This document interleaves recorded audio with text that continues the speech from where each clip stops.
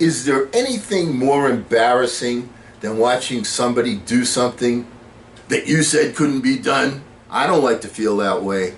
If you don't, stay tuned.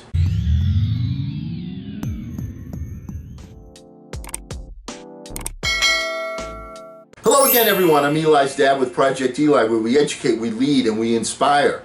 And we are in the midst of a series on how successful people think, based upon the book by John C. Maxwell. And we've gone over a few things here with big picture thinking, creative thinking, realistic thinking, strategic thinking. You have to be able to think from different positions in order to accomplish your goal. And today we're going to talk about one of the most important, and that's possibility thinking, or what I like to think of it as a positive mental attitude. But since Mr. Maxwell uses possibility thinking, we're going to use his terms. So let's talk a little bit about possibility thinking, why it's important for you. Possibility thinking increases your possibilities.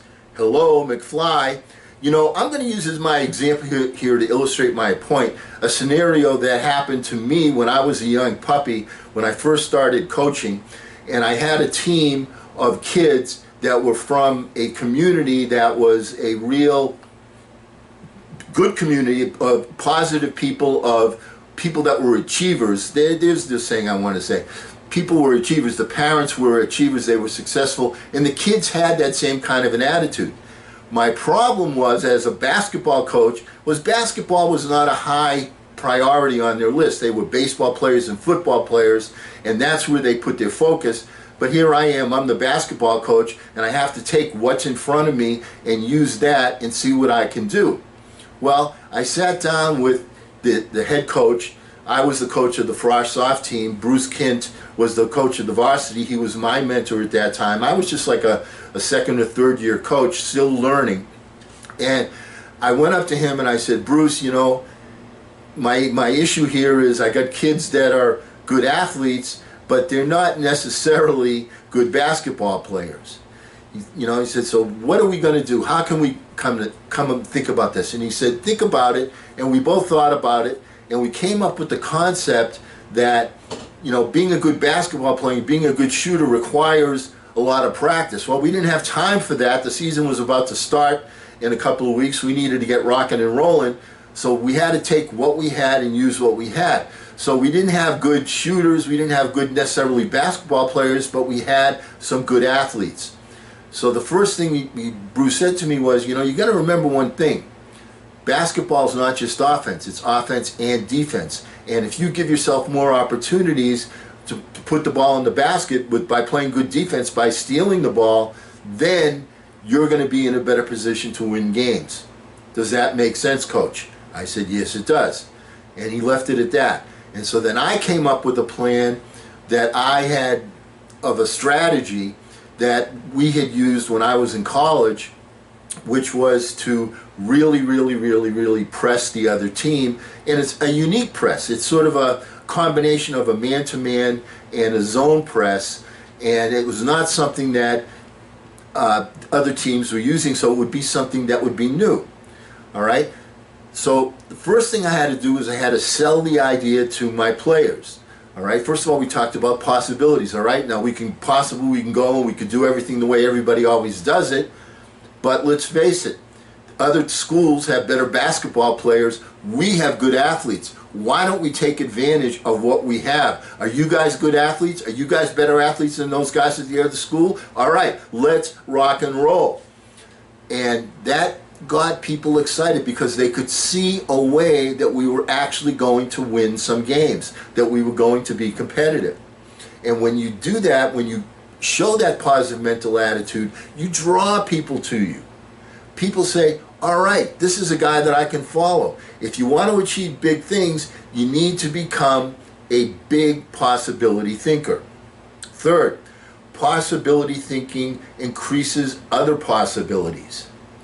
Okay, once my kids saw that we were doing things and we were achieving things, we were making progress. Remember, progress is the big elixir. So we had to break things down into their smallest components. And we did that by every day we would start practice exactly the same way. The first key thing in setting up this press was getting the dribbler out of control by channeling the dribbler to a place where we could set up a trap. Every single day we worked on that basic fundamental. And when we first started, the kids were not very good at it.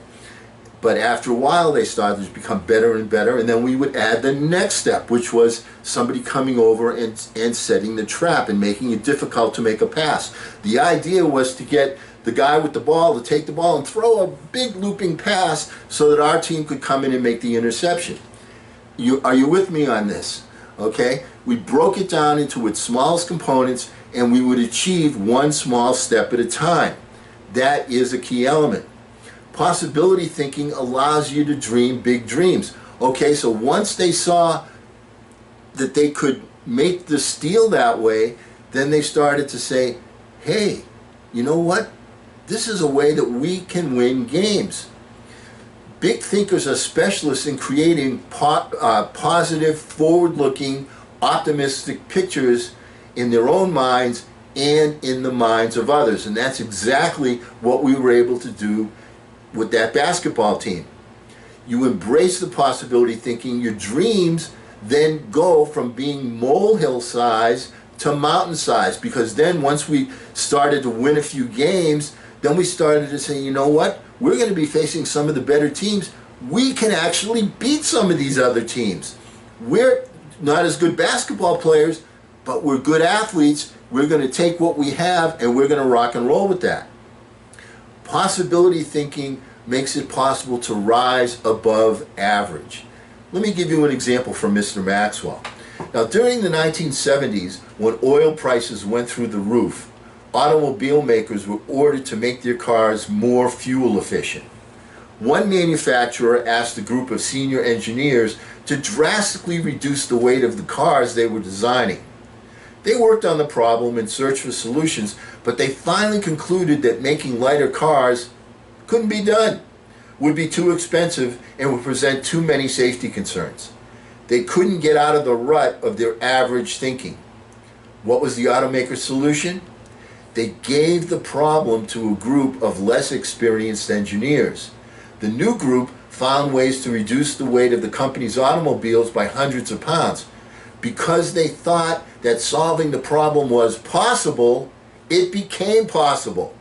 Every time you remove the label of impossible from a task, you raise your potential from average to off the charts. That's exactly what we did with this basketball team.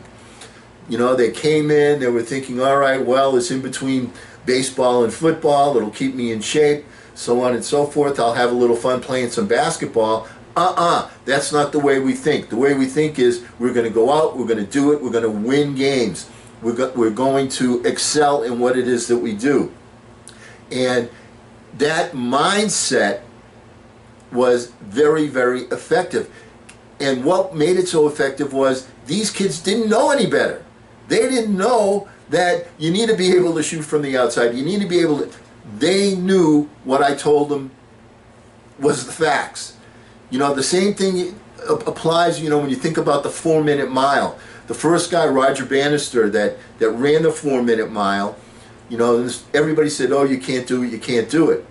Well, within a year of him running the first 4-minute mile, people said, you know what, you can do it.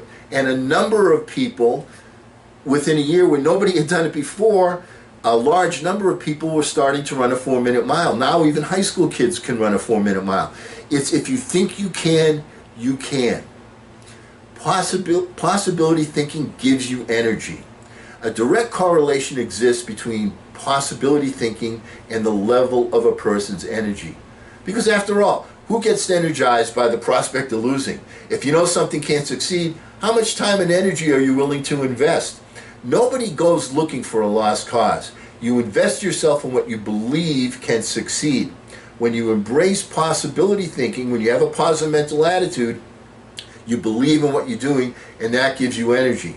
And every time the kids would make a steal, I would yell and did this in practice, get another one, get another one, get another one, okay? And then what do you suppose happened during the games? When the kids would make a steal, everybody on the bench was yelling, get another one, get another one, get another one, all right? And the energy level would go up even more. Not only that, but it would even cause some panic in the other team. You follow what I'm saying? Is there's nothing that succeeds like success, and progress is the elixir, and it gives you more energy. Focus on that. Possibility thinking keeps you from giving up. Above all, possibility thinkers believe they can succeed. Winners in life think constantly in terms of I can, I will, I must. Not only that, but possibility thinkers always think in terms of not, oh, I can't do it because of that, I can't do it because I don't have this resource, I don't have this shooter, I don't have this rebounder. What they think of, how can I? That was the thinking that we employed as basketball coaches. How can we? And we said, you know what, we got the athletes, we're going to go out and we're going to press and we're going to make the other team really have an outstanding skill level in order to beat us. That's what we did, and we were very successful. I believe that year we lost my team lost one game. And at the beginning of the season, people were saying, well, you know, if you come up with a 500 record, we'll consider that a good season.